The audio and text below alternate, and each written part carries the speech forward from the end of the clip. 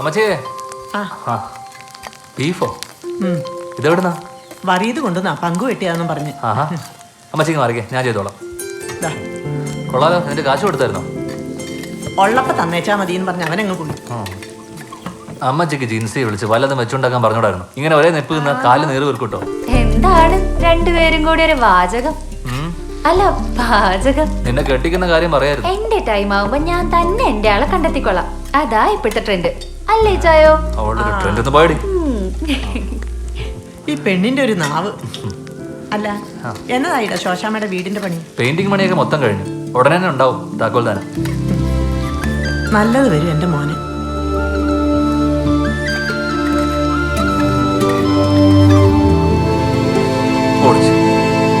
വിശക്കുന്നവന് ആഹാരം വേണം, വീടില്ലാത്തവന് വീട് വേണം. അപ്പൊ ഞാൻ പറഞ്ഞു വന്നത്, ഇത്തരത്തിലുള്ള പുണ്യപ്രവൃത്തി ചെയ്യുന്നവരെ നമ്മൾ എന്നും പ്രോത്സാഹിപ്പിക്കണം. ഇത്തരത്തിലൊരു കാര്യം ഏറ്റെടുത്തതിനും അത് ലക്ഷ്യത്തിലെത്തിച്ചതിനും ചലഞ്ചേഴ്സ് ആർട്സ് ആൻഡ് സ്പോർട്സ് ക്ലബിലെ എല്ലാ മെമ്പേഴ്സിനെയും ഞാൻ അഭിനന്ദിക്കുന്നു. അല്ലാതെ ഇവിടെ ചില ആൾക്കാർ കുറെ കാശുണ്ടാക്കിയിട്ട് അതിന്റെ പുറത്ത് കിടന്നുറങ്ങിയിട്ട് ഒരു കാര്യമില്ല. അല്പമെങ്കിലും ഉളുപ്പ് വേണം. പ്രിയമുള്ളവരെ, നിങ്ങളൊരു കാര്യം ആലോചിക്കണം. നമ്മൾ ഒത്തിരി സമ്പാദിച്ചു പെൺപിള്ളേരുണ്ടെങ്കിലേ ഈ നാറി അങ്ങോട്ട് ചെന്ന് ഒട്ടിക്കോളൂ. പെൺവിഷയത്തിൽ ഇവൻ വജ്ര പശയാണ്. നാട്ടുകാർക്ക് അത് ഒരിക്കലും മുടിഞ്ചില്ല. അപ്പൊ എല്ലാവർക്കും എന്റെ ഹൃദയം നിറഞ്ഞ ആശംസകൾ. ജയ് ഹിന്ദ്. കൈയടിക്ക്. ഇനി രണ്ടു വാക്ക് സംസാരിക്കാനായി നമ്മുടെ ബേബിച്ചനെ ക്ഷണിച്ചോളുന്നു. അതടുത്ത നാറി. പ്രിയപ്പെട്ടവരെ, നമസ്കാരം. എന്നാത്തിനാ ഇവിടെ ഒരു പഞ്ചായത്തും ഒരു പഞ്ചായത്ത് പ്രസിഡന്റും?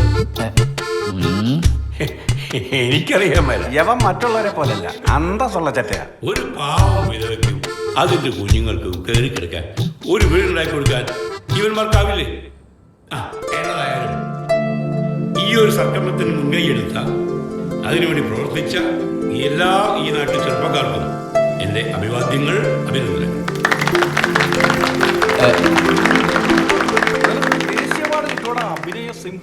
അടുത്തതായി നന്ദി പറയാൻ നമ്മുടെ സ്വന്തം ജോസിനെ ക്ഷണിച്ചുകൊള്ളുന്നു.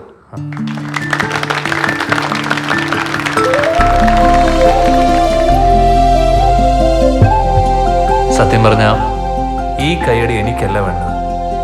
അത് ഈ പദ്ധതി വിജയിപ്പിക്കാൻ സഹകരിച്ച എല്ലാവർക്കുമാണ് നിങ്ങൾ കൊടുക്കേണ്ടത്. നമുക്ക് എല്ലാവർക്കും അറിയാം, ജന്മം കൊണ്ട് ബേബിച്ചായൻ നമ്മുടെ നാട്ടുകാരൻ തന്നെയാണ്.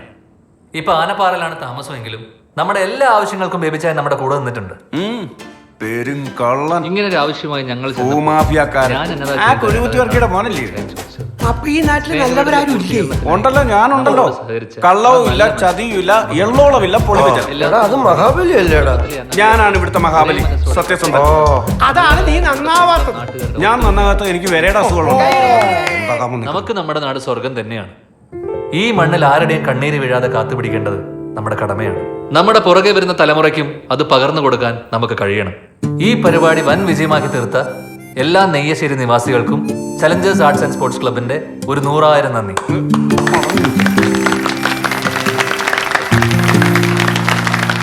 ഇനി വീടിന്റെ താക്കോൽ ഏറ്റുവാങ്ങുന്നതിന് വേണ്ടി ശോശാമ്മ ചേച്ചിയും മക്കളെയും വേദിയിലേക്ക് സ്വാഗതം ചെയ്യുന്നു. കയ്യടിക്ക്.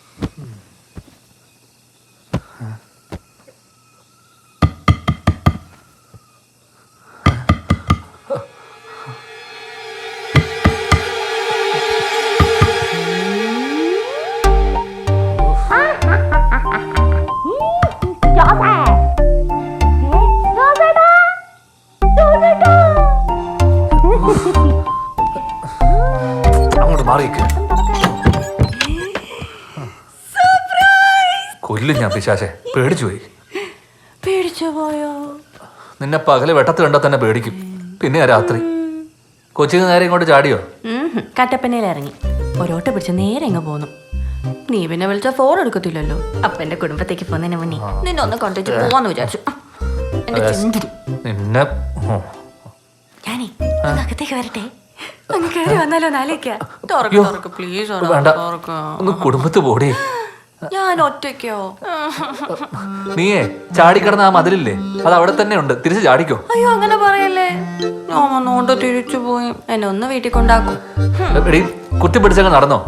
എനിക്ക് കാലത്ത് കട്ടപ്പനക്ക് പോകാനുള്ളതോ? അയ്യോ എന്റെ കുഞ്ഞോനെ പ്ലീസ് അങ്ങനെ പറയൂല്ലോ കുഞ്ഞോനെ. പ്ലീസ് കുഞ്ഞോനെ. ഇല്ല ഞാൻ കയറി വരും. എന്നെ അറിയാലോ.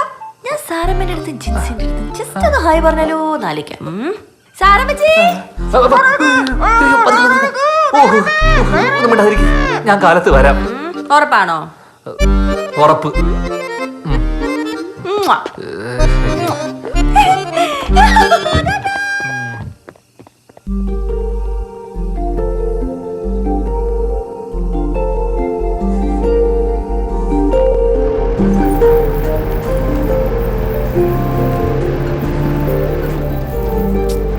നീ ഇങ്ങനെ കുരുമുളകൊക്കെ വിറ്റ് കാശും സമ്പാദിച്ച് ഓവറായ മസിലും പിടിച്ചേച്ചിരുന്നാ ഉണ്ടല്ലോ പൊട്ടിത്തെറിച്ച് പോകും കേട്ടാ. എടാ എത്ര നാളായടാ നമ്മളിങ്ങനെ ഒരുമിച്ചൊരു യാത്രയൊക്കെ പോയിട്ട്. അതാ പിന്നെ ഞാൻ ചാടിക്കേറി ഇങ്ങ് പോന്നേ. ഞാനേ എന്റെ ജോലി അങ്ങ് വിട്ടാലോ എന്നിങ്ങനെ ആലോചിക്കുമായിരുന്നു. ഇവിടെ ആകുമ്പോ എനിക്ക് നിന്റെ വാലിൽ തൂങ്ങി അങ്ങ് നടക്കാലോ. അപ്പൊ നിനക്ക് ചിരിക്കാനൊക്കെ അറിയാലേ. പിന്നല്ലാതെ പരിസരം നോക്കാതെ നീ ഓരോ വട്ട് കാണിക്കുമ്പോഴാണ് എനിക്ക് ദേഷ്യം വരുന്നത്.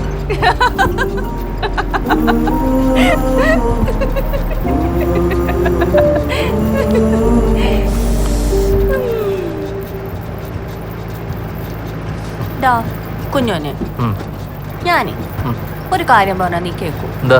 നീ പറ. എടാ കുഞ്ഞോനെ, നീ ഇങ്ങനെ നമ്മുടെ പാടത്തും പറമ്പിലും ഒക്കെ കൃഷിയൊക്കെ ചെയ്ത് വിയർത്ത് ക്ഷീണിച്ച് നിൽക്കുമ്പോ ഞാനേ ഒരു ചട്ടിയില് തലേന്നത്തെ മീൻകറിയും നല്ല മുളക് ചമ്മന്തി തൈരും ഒക്കെ ചേർത്ത് കഞ്ഞി എടുത്തങ്ങ് ഒരു വരവ് വരും. എന്നിട്ട് അവിടെ ഇരുന്ന് നമ്മൾ രണ്ടുപേരും കൂടെ പ്ലാവിലെ സ്പൂണിൽ കോരി കഴിച്ചേച്ച് ഏതേലും മരത്തിന്റെ താഴെ ഇരുന്ന് നല്ല തണുത്ത കാറ്റും കൊണ്ട് അങ്ങനെ കെട്ടിപ്പിടിച്ചിരിക്കണം.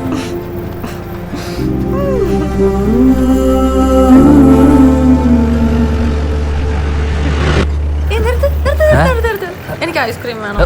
വെറുതെ ഇരിക്കും. അതൊക്കെ വേണോ? നിർത്തടാ, നിർത്ത് നിർത്ത്. ആ നിർത്തി.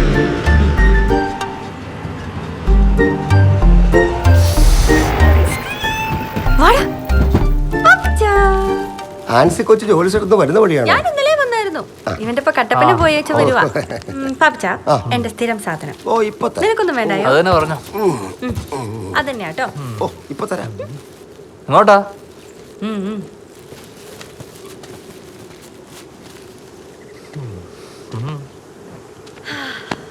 ലോകത്ത് എവിടെ പോയേച്ചാലും നമ്മുടെ ഈ നാടില്ലേ നെയ്യാശ്ശേരി, ഇവിടെ വന്നിങ്ങനെ അന്തം വിട്ട് നിൽക്കുമ്പോൾ കിട്ടുന്നൊരു ഫീൽ ഉണ്ടല്ലോ, അത് വേറെ എവിടെ കിട്ടത്തില്ലടാ കുഞ്ഞോനെ. ഈ മഞ്ഞും മലയും കാറ്റും പിന്നെ നമ്മുടെ തോന്നിയാസവും, ഇത് നമ്മുടെ സ്വർഗാടോ അല്ലയോ? ഐസ്ക്രീം പിന്നെ നമ്മുടെ പാപ്പിച്ചായന്റെ ഐസ്ക്രീമോ.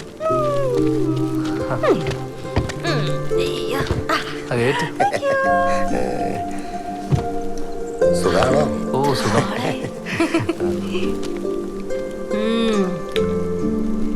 അടിപൊളിയല്ലേ? നിനക്ക് വല്ല ഭ്രാന്തുണ്ടോ?